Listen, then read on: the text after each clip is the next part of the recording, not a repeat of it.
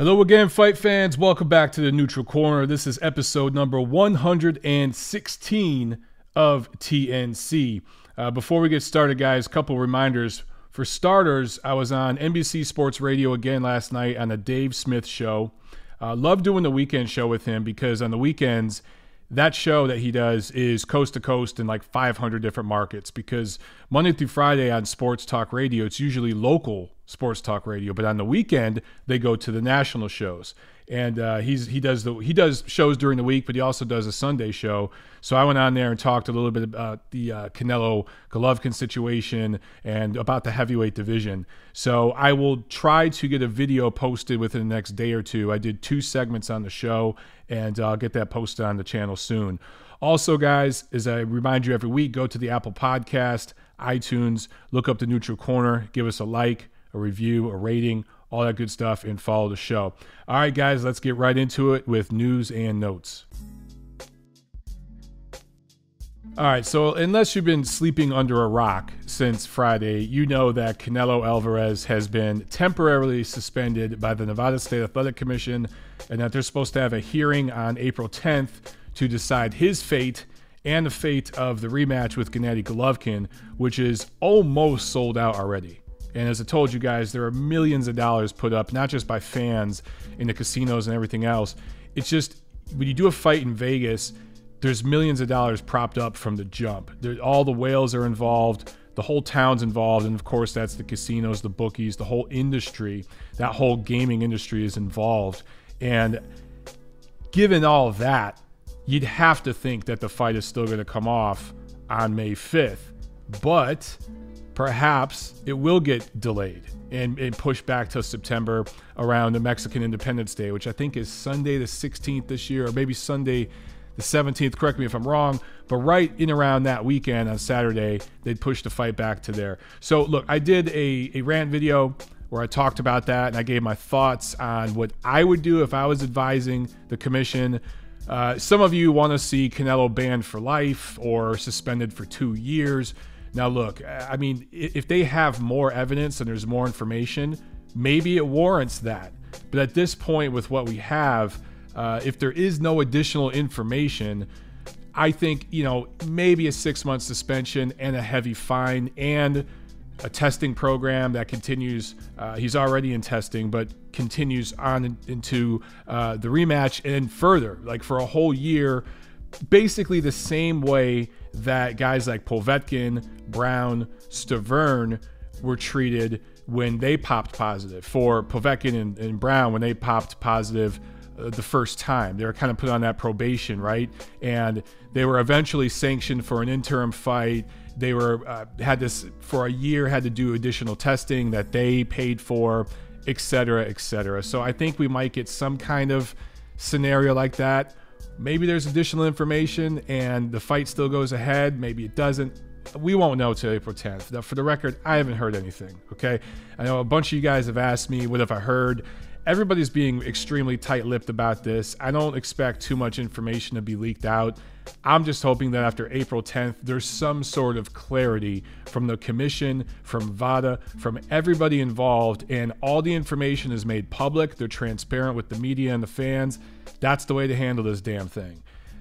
So, look, if the fight does go through May 5th, and you're pissed off about that, and you don't like the way Bob Bennett handles this situation, guys, you have the power.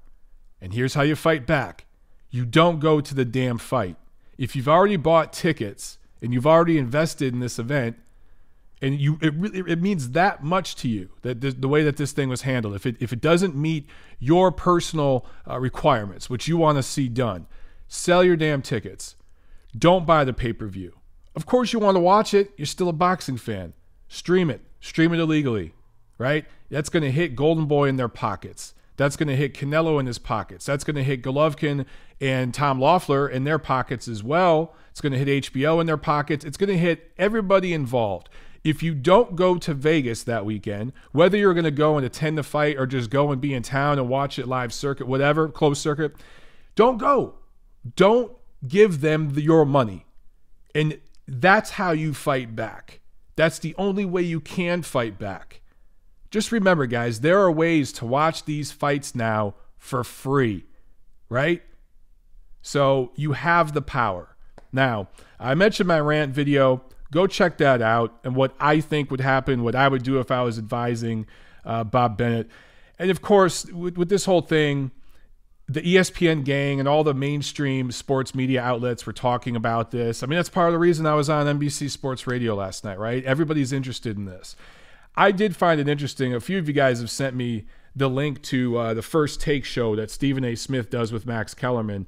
Stephen A. Smith should just stop talking boxing. Just let Max do it. Not that I agree with a lot of the things Max says, and his commentary on HBO has really got worse, in my opinion, recently. But at least Max knows the sport. I mean, Stephen A. Smith just doesn't know what the hell he's talking about. But Stephen A. Smith and other people have kind of made this temporary suspension and possibly the fight's not going to happen and all this. They've made this Gennady Golovkin's fault in a way because he spoke up. And I think that's absolutely ridiculous. That's just stupid. How do you... He is going to speak his mind, and him speaking his mind got results because Bob Bennett, and again, maybe it had nothing to do with what Golovkin said. Maybe it had everything to do with what Golovkin said. I think it at least partially influenced their decision to have this April 10th hearing and do a suspension. Good for Golovkin for speaking up and speaking his mind. More fighters should do it. And it put the pressure on people to act.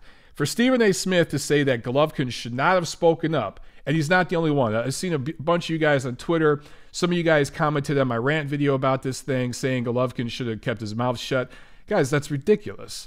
That's absolutely ridiculous. If you honestly, in your heart, felt, regardless if you had irrefutable evidence or not, if you felt that you were being wronged and your opponent was cheating, and you felt the system was cheating you, and I agree with Golovkin fully on that, you should speak up. He has the right to do that. This is America. We have freedom of speech here. At least we used to. So I just think Stephen A. Smith, his take on this, his first take, quote unquote, on this, is stupid. And, well, there's a lot of stupid opinions out there. And, you know, there's a lot of you who don't agree with my opinions on this whole situation. So, whatever. We all have our opinions, and we'll find out what happens April 10th. Dan Rafael, speaking of ESPN, he's the one who should be on First Take talking about boxing, not the other two jokers. But he made some good points on Twitter today. And I don't agree with everything Dan Rafael says or how he says it and everything like that. But I don't usually agree with his take on fights. But he made a couple of good points on Twitter. He said, look, that Whyte Browne card that HBO picked up, they didn't mention the Canelo Golovkin fight once. There were 0 promos. That's your biggest event of the year. They did no promos. They did not mention it once. Canelo Golovkin 2 is officially off HBO's schedule right now. It's off their schedule of upcoming events. So that tells you that they're taking this shit seriously, this suspension. So this is not just a gesture. And I understand why a lot of people would see it as such. I get it, guys. I could be pessimistic too. I can look at these things and just look at the recent history of the Nevada Commission and just boxing in general and think, yeah, this is just a gesture for the fans. There's going to be a slap on the wrist, a fine, and the fight goes ahead May 5th. And that very well still might happen. I would lean toward that happening. If I had to bet, I would bet on that happening. But this is serious shit. This is nothing to just joke at. When HBO takes it off their schedule and they don't promote the fight, they stop promoting it, that tells me that there's something to this. There's some teeth to this. So for those of you who don't know how this thing is handled, there are 5 commissioners who will vote after the hearing on what to do. Bob Bennett has influence. He is the director of the commission. But as far as I know, he doesn't have an official vote. There's these 5 commission officials who will do the voting. Raphael made another good point that he said, look, the Nevada Commission declined to license Mike Tyson a couple decades back when he had issues. And that pushed that fight with Lennox Lewis and Mike Tyson, the biggest fight in the sport in some time, to Memphis, Tennessee, of all places. Here's an important distinction, though. That was a completely different commission. That was Mark Ratner, who ran the commission from 92 to 2006. And then the commission went over to Keith Kaiser from 2006 to 2014, and now it's in Bob Bennett's hands. So it's a completely different commission and a completely different era in the sport. And Vegas had made tons of money off Tyson in that era already, so they were good to go. And there were other stars that they had that they could make money with. So right now, Canelo's the huge major star bringing mad money into Vegas, and he's pretty much the only big one. I mean, really think about it. Anthony Joshua hasn't come over to Vegas yet. Floyd Mayweather, who knows what he's going to do? And unless he fights some huge name in MMA or something, it's not going to bring huge money in. UFC is struggling as a whole right now. Their ratings and viewership and everything is way down. Boxing's really beating them out, especially globally, but even in America right now. So there's really no other star bringing money into that commission at the rate Canelo Alvarez is. So think about that for a second. I think that's going to have an influence here. Of course, we're going to be talking more about this over the coming weeks until April 10th, and we'll see what happens. For now, I mean, that's pretty much the news and notes, guys. I mean, that's dominating the news when it comes to boxing. So let's get into the review of what took place in the ring last week. Thursday, March 22nd at the Fantasy Springs Casino in Indio, California. It was another Golden Boy Promotions on ESPN card. And, not the greatest card on our planet Earth, but it was an entertaining main event for as long as it lasted. Ryan Garcia scores a first-round knockout over Fernando Vargas. Dropped Vargas with a nice right-hand, left-hook combo. It was nice and crisp. He threw it with proper leverage for a tall, long fighter like he is. Nice KO. It was a nice Sports Center highlight-worthy KO against a guy that had shown, he was pretty durable up until that point. He had shown that he was a good quality fighter. Fernando Vargas is he's I'm not calling him elite. He's a gatekeeper level fighter, but he is a guy with experience that knows how to take care of himself in there. So good performance by Fernando Vargas, I guess, at this stage of his career. He's 19, he's turning 20 in August, but I think everyone's fallen in love a little too much with this kid a little too fast, including himself. Now look, I think he was the ESPN Prospect of the Year last year. He was among my top prospects last year as well. He might have been my top prospect pick too. I can't remember off the top of my head.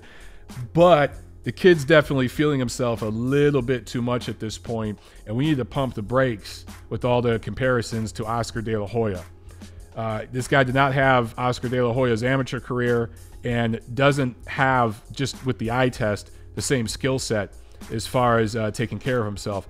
I see absolutely no head movement. I see him moving in straight lines, straight forward and backward. That works against guys who are almost a foot shorter than you. Guys, you have much longer arms. You have better hand speed. He had better hand speed than Vargas.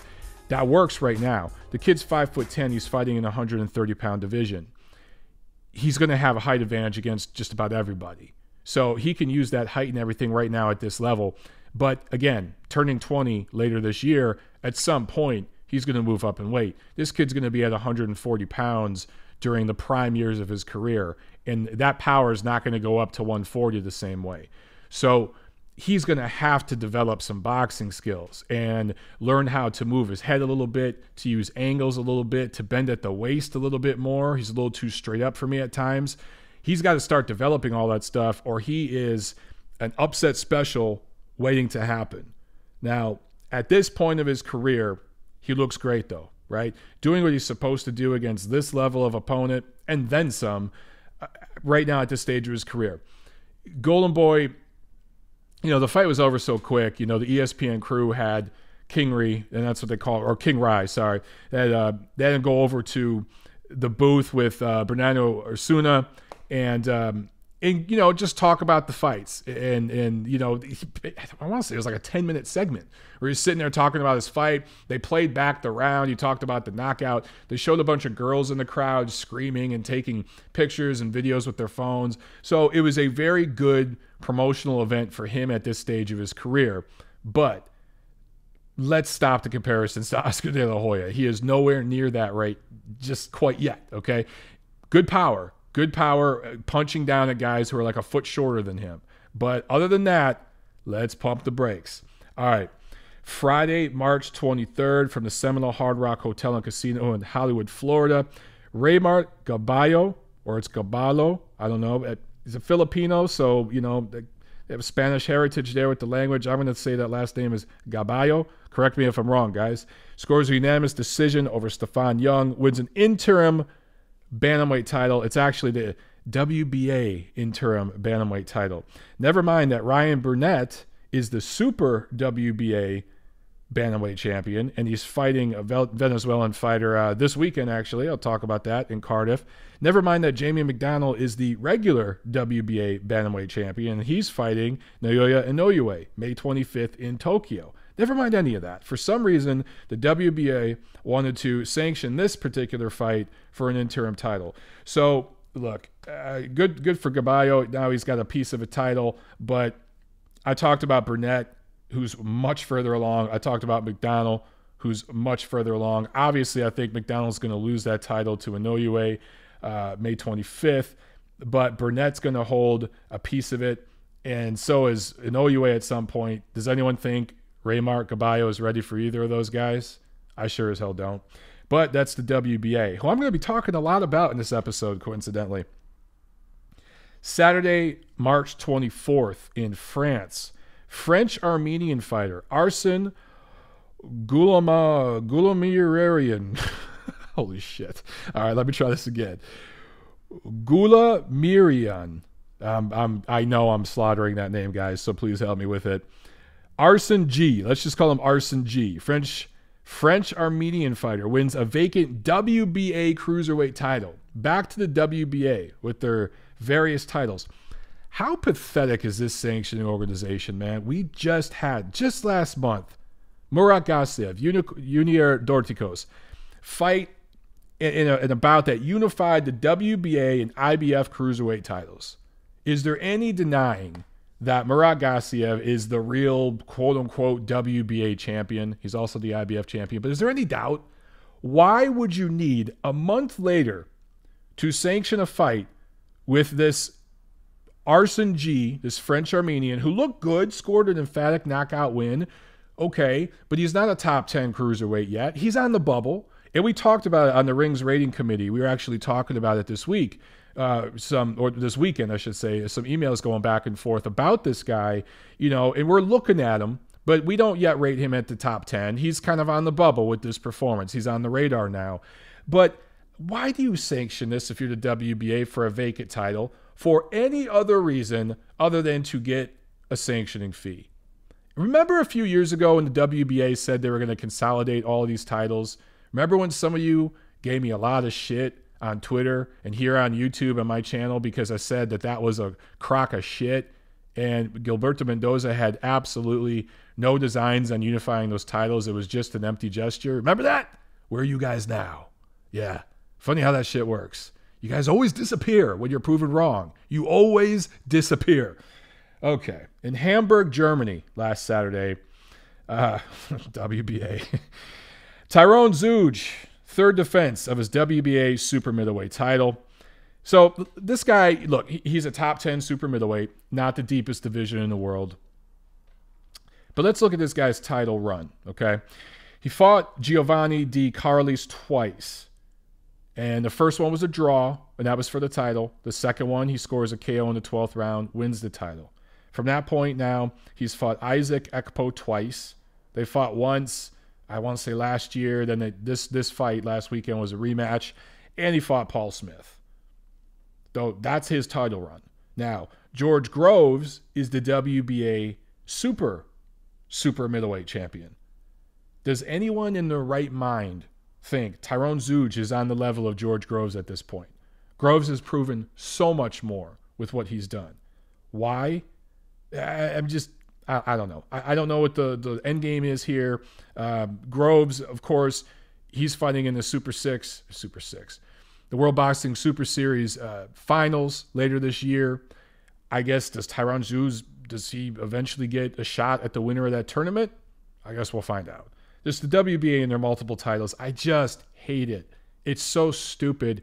And some of you would be like, Some of you will defend them and say, but that's the super champion, and this is the regular champion. And when someone unifies, they're the super champion. Number one, it isn't always when people unify that they name someone super champion. They just kind of do it when they feel like it.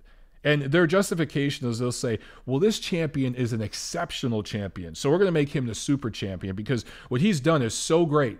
Whether he's unifying titles or dominant performances, maybe he's been the champion for a long time, whatever. If he's so freaking super, why are you sanctioning an interim and a regular champion and all these other champions? If this dude is so super and you're calling him the super champion of a division, you shouldn't need other champions. It doesn't make sense. It just defies logic. Also on that card, Karol Murat wins a minor light heavyweight title. But obviously the big card last Saturday, what everyone was watching, was in O2 Arena in London. This was a Matchroom card. And HBO picked up the main event. On the undercard of the Whyte Browne card, lightweight Lewis Ritson scored a TKO2 over Scott Cardle. And that was a fun little 2 rounds between those two, man. A lot of entertaining action there. That was the third defense of Ritson's BBBFC British lightweight title. Also, light heavyweight Callum Johnson scored a TKO1 over Frank Buglioni. This was a really, really good kind of coming out party for Callum Johnson. Now has the BBBFC and Commonwealth light heavyweight titles. So he's a guy that people are keeping an eye on now in that division. That light heavyweight division's heating up, man. There's just more and more guys coming up in that division right now. Also, Derek Chisora stayed busy with a TKO2 win on the undercard. Let's talk about the main event. Dillian Whyte KOs Lucas Browne the 6th, the first defense of his WBC silver heavyweight title. Browne was cut in the first round. I can't remember which eye it was, man. I just off the top of my head, I want to say it was the left eye, but I can't remember. Either way, it was a bad cut, and it was just streaming blood throughout the fight. I mean, the corner did what they could with it, but this guy, Browne, showed up looking like absolute shit. And I was really disappointed. I mean, really, really disappointed. I expected more from this fight. I thought this was going to be a fun little heavyweight scrap, a lower top 10 tier type of heavyweight fight. And I was totally let down. And really, it's because Browne showed up looking like shit. Do I think that Dillian Whyte is, levels and levels ahead of the best version of Lucas Browne? No. The version of Lucas Browne that fought Ruslan Shagayev and won a title and briefly had a title in 2016, I think would have been very, very competitive and perhaps favored to beat this version of Dillian Whyte. But when you show up to the fight, I think he weighed 264 pounds officially, but come fight night, the dude weighed 270 plus. I mean, I don't know if he went to a Mexican buffet Friday night after the weigh-in and just unloaded, just unleashed on the kitchen staff there, killing them for like an hour sitting at the table, just eating everything in his path. But he looked like shit, man.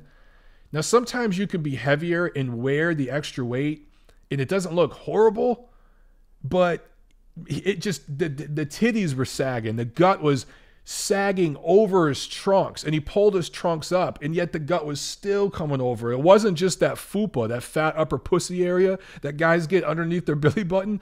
It was like above the belly button gut, hanging over. I mean, he really, really looked like stir-fried shit. And at the beginning, I mean, the first round, you could just see the writing on the wall. But I was thinking to myself, does he look worse than Bermane Stiverne looked against Deontay Wilder, late last year? And I thought about it, and I'm like, no. I mean, Bermane Stiverne was drunk from the first solid punch Deontay Wilder landed. He was drunk. He stayed on his feet for a little bit, and I know Wilder is more powerful than Dillian Whyte, obviously, but Wilder was slapping Stiverne. So this version of Lucas Browne, as terrible as he looked, he still looked better than the version of Bermane Stiverne that Deontay Wilder recently beat, but not much better. And all he could do is stay in there and get punched. Every punch he threw was a slap. And even when he connected, it didn't give Whyte any problem. So anyway, by the time the knockout happened, and it was this crushing left hook, that was a great shot, and it did damage. But if he would have landed that punch in the first round, I think Browne would have took it. It was an accumulation of shots. And that eye was closed up and he was dead tired. He was breathing heavy from the end of the first round, was softened up and just beat up brutally for a couple rounds. That fight probably could have been stopped after the 4th round. Definitely after the 5th round. There was no need for that knockout. And I know a lot of you guys out there get pissed off when fights are stopped early. But would any of you have felt ripped off if this fight was stopped after the end of the 5th round? You were watching a one-sided beating. What was the payoff? To see a guy almost die in the ring? I mean, he almost looked dead for a few seconds. So if his corner had stepped in and stopped the fight, or the ref had stopped the fight 30 seconds before that big knockout, would you feel ripped off?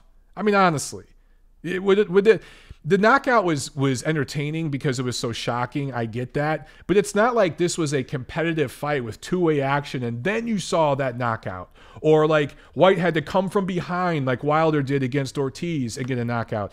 It wasn't that kind of knockout. It was one guy getting beat up for 6 rounds. Some of those look like 10-8 rounds, honestly, and then getting knocked the hell out. Like, is that really that entertaining? I don't think so. Anyway, Whyte is 7-0 before knockouts since the loss to Anthony Joshua back in 2015. And he called out Deontay Wilder immediately after the fight. And HBO actually showed that portion of the post-fight interview. And it was entertaining. Like, Whyte with his British accent, was saying, "Come on, Deontay." Like, it's not Deontay, it's Deontay, the way he was saying it. It was entertaining. It was funny. Whyte has a good personality. He's marketable. These British heavyweights know how to talk. They know how to sell up a fight and market a fight. Why wouldn't Anthony or Deontay Wilder fight him? I mean, he's the WBC champion. Whyte is the silver champion. I'd love to see the BC mandate that fight and make it, force that fight maybe to happen by the end of this year or something like that. I imagine Deontay Wilder will be back this summer in Alabama. I think Dominic Breazeale is his mandatory, I believe, in the number 1 position. But then you've got Dillian Whyte, who has this silver title. So, it's up to the BC with all their stupidity, with all their wacky rules to figure this out. But I've told you guys since the beginning of this damn year, actually since late last year, I told you what was going to happen here.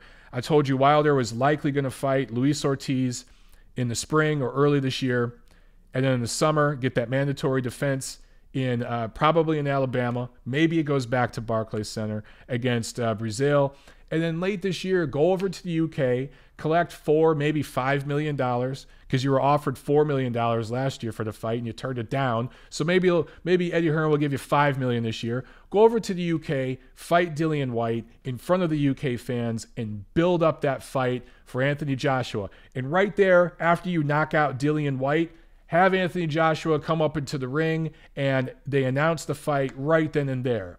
Next April, 2019, we're fighting right here at the O2 Arena. It's going to be a complete heavyweight unification. Announce it the way they announced the Joshua Klitschko fight.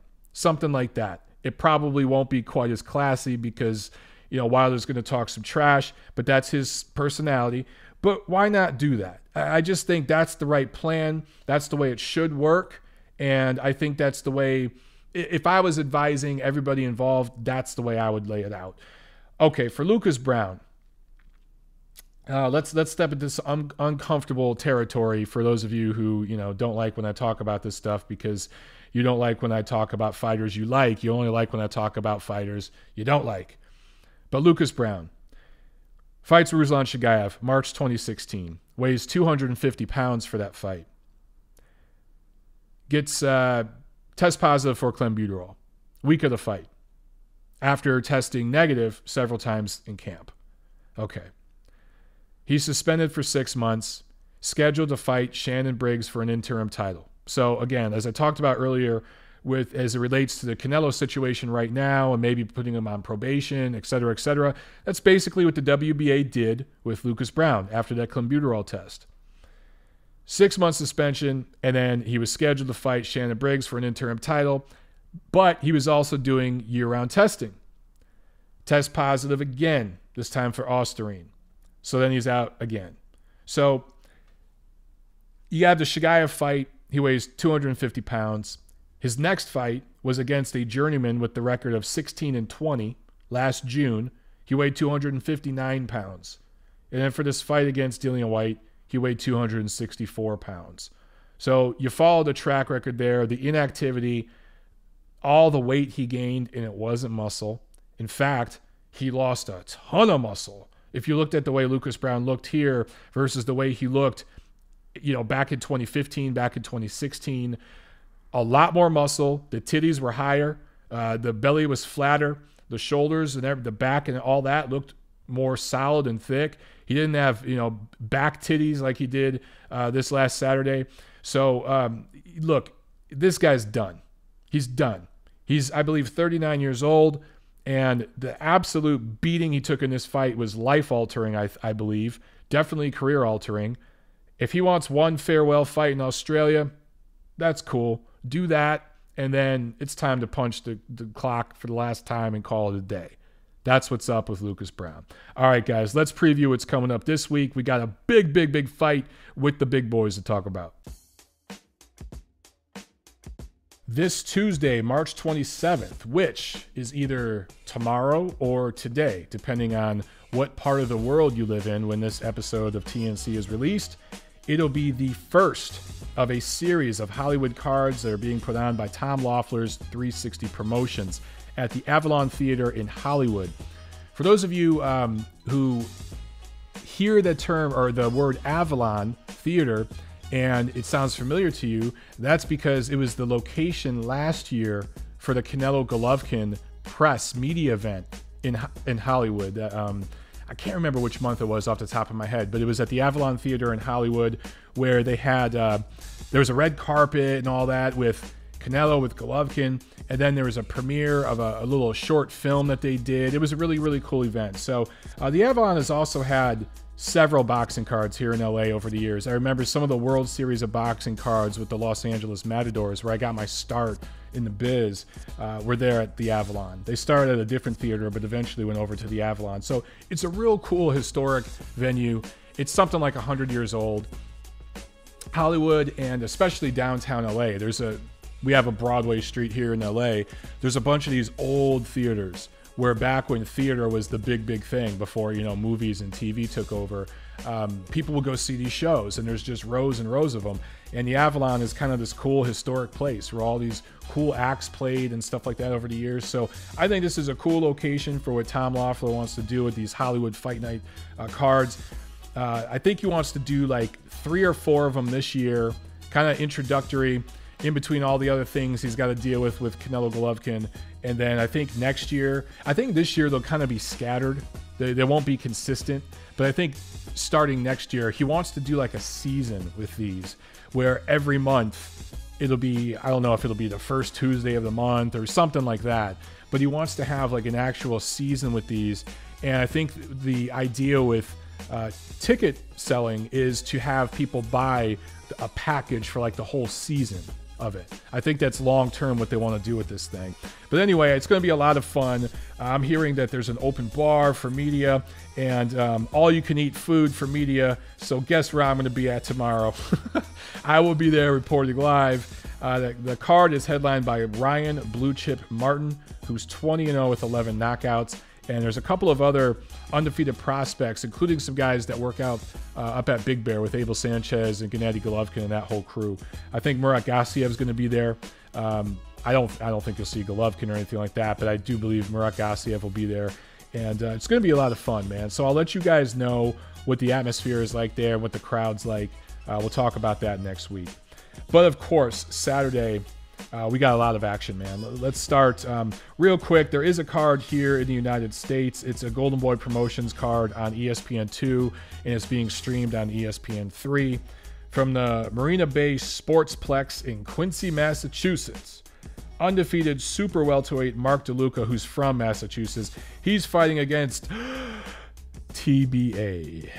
Yeah, TBA with just a few days away from the card. That's not good. Also, undefeated middleweight Jason Quigley, the Irish fighter who relocated out here to Southern California. He's been with Golden Boy Promotions his whole pro career. He's coming back off of an injury. He injured his, I want to say it was his elbow or his wrist, his arm in his last fight. I believe, which was last March on one of those Golden Boy on ESPN cards. So he's kind of making his comeback fight from that. So that fight, that card obviously is dwarfed, not just in size, but in scope of the fight that we have over in Cardiff. Anthony Joshua fighting Joseph Parker, unifying 3 heavyweight titles. And you could make an argument, and I think it's a very valid argument, that this is a number 1 versus number 3 matchup in the heavyweight division. And per Ring Magazine rules, number 1 versus number 3 can be for the Ring Championship. Those of us on the Ring Ratings Committee, we discussed it. Doug Fisher actually posed the question to us. This goes back maybe a month, and asked us what we thought. And should we sanction this for the Ring Magazine Heavyweight Championship, or should we hold off? We decided to hold off because everybody wants to see the Joshua Wilder fight, and everyone's going to recognize that as the fight to determine the man. So we held off on that. But if Anthony Joshua beats Joseph Parker in emphatic fashion, he further solidifies himself as the clear number 1 guy in the heavyweight division. If it's a lackluster fight and he struggles, well, maybe you can have a case for Deontay Wilder being the number 1 guy. So we'll see. A lot of people think this is going to be a complete pushover of a fight. I am not so convinced. I actually think this is going to be a competitive, quality heavyweight fight. And Dave Smith, I was on a show just last night, NBC Sports Radio. We talked about this fight. Dave Smith thinks that AJ is going to blow Parker out in like 3 or 4 rounds. And I told him right there, I disagree. I think Parker's going to look better in this fight than he's looked in a while. Parker's last 3 fights, he's been fighting hurt. He's had some nagging injuries. He's weighed in the mid to high 240s, and he's just kind of been sloppy. He hasn't looked very good. He's had surgery. He's back in shape. His people swear he's going to be 240 or less for this fight. So we'll see. The weigh-in is going to tell us a lot. I can tell you right now, if Parker shows up weighing 245, all right, bet the house on AJ to close this thing out within 6. But if he shows up at 238, 239, 240, somewhere in that range, I'm telling you guys, we have a fight here. Parker moves in angles, side to side, uses his feet, punches in combination, goes to the body, and has shown a good chin in his career. He's also fought several tall guys. He fought Razvan Kojanu, who's 6'7". He fought Hughie Fury, who's 6'6". Alexander Dimitrenko is 6'7". Now, none of those guys are on Anthony Joshua's level, and I'm not suggesting that, okay? But 3 different guys with 3 different styles, tall, long, at least the same height as AJ, at least the same reach as AJ. Nowhere near the skill or power. Granted, I admit that. But still very, very good preparation. Very good preparation for this fight for him. I mean, he's been fighting some tall guys. So then you also have Anthony Joshua, who is being called out by Deontay Wilder. That's the fight everyone's talking about. Could it be possible that Joshua is looking a little bit past Joseph Parker and is looking at that Wilder fight and maybe not training as hard as he should be? You look at the great condition he was in for Vladimir Klitschko. He was in the shape of his life for that fight. And then you look at how he looked against Carlos Takam. Not quite as sharp. A little bit bigger, a little bit heavier, and not quite as sharp in that fight. So is he going to be back to the form we saw against Klitschko? And look, Takam is a tough style to fight against. Tough style to fight against. I get that. But Parker fought Takam before and looked good, right? There was a time where these two guys were prospects coming up. And I want to say maybe, a dozen fights in or so, both of their careers. Maybe it was about a dozen or so fights in, where they were being looked at on equal footing. And some people, actually myself for a little while, felt I had Joseph Parker a little further ahead. Because if you look at some of the guys they fought in the first 12 to 15 fights of their career, I thought Parker had faced the better opposition coming up than Joshua. And I thought he had looked better against that opposition than Joshua had looked against his. Because Joshua was just fighting punching bags for the most part. But then you look at the last couple years, and AJ's trajectory is skyrocketed, and Parker's has plateaued. And sometimes that happens. Now, does that mean, is this just who Parker is? Is he just not that good? And he's, he looked great as a prospect, but he's just not much more than that? Or were these nagging injuries playing a part? Was he not training that hard? If he gets in there in the upper 230s, or maybe even, 240 pounds this Saturday, could he show us something that we haven't seen yet? Sometimes it takes the right opponent to bring out the best in a guy. I tell you what we have seen. We've seen him take hard shots, and he's ate the punches and taken them well. He hasn't fought a guy that hits like Joshua, but he's shown a good set of whiskers, and he's also shown that he can get work done offensively when he's on his A game. He doesn't come straight in and out. He's going to come with angles. He's going to punch with odd angles. He's going to go downstairs and upstairs. So if he can get past those first few rounds and start doing some good work to the body, and he can get into the 8th, 9th, 10th round, I think we have a very competitive, interesting heavyweight fight here. Now, obviously, I favor AJ. I think AJ wins a decision, possible late stoppage. As long as there's no cuts or anything like that, we could see a 12-round decision here. Parker might be the first guy to officially take AJ the distance. Carlos Takam deserved to go the distance with AJ. That stoppage was bullshit. So I don't consider, AJ's perfect knockout streak record anything. I think it doesn't hold up because the last fight shouldn't have been stopped. But I think if Parker, if his face holds up, he doesn't cut, and he's in the right kind of shape and determined and gets some body work done early, I really think he could go the distance. And I think he can make this fight competitive. So considering all those things, I might change my pick after the weigh-in. But just assuming he shows up in the shape I think he will, I like him to go the distance. I like AJ by decision. And it'll be great experience for Anthony Joshua.